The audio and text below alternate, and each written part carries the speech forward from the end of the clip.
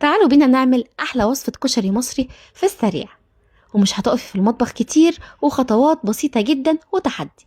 أول خطوة تبدأي بيها هو تقطيع البصل وتحميره. ليه؟ لأن دي تعتبر أكتر خطوة بتاخد وقت في الوصفة. قشرت البصل وقطعته في مكنة الشيبسي، وطريقة التقطيع دي بصراحة كويسة جدا، بتخلي كل شرايح البصل معايا متساوية، وبتاخد درجة تحمير واحدة. واهم حاجه تنظمي خطواتك علشان ما تقفيش في المطبخ كتير. في الوقت ده كنت حاطه طاسه فيها زيت غزير على البوتاجاز، علشان بمجرد ما اخلص تقطيع البصل احمره على طول.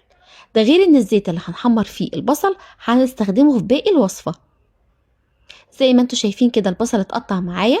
هفكك الحلقات دي من بعضها وعلى طول على الزيت، بدون اضافة لا نشا ولا دقيق ولا ملح ولا اي افتكاسات من اللي بنسمعها، وتحدي ان هيطلع معاكي مقرمش وخطير وريحته تجنن. فككته كده من بعضه وعلى طول في الزيت.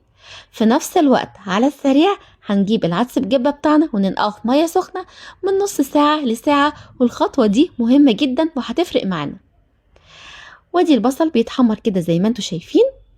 ما تكتريش قوي في الطاسة، كمية البصل اللي شفتيها دي حمريها على مرتين علشان خاطر يطلع كده كله لون واحد.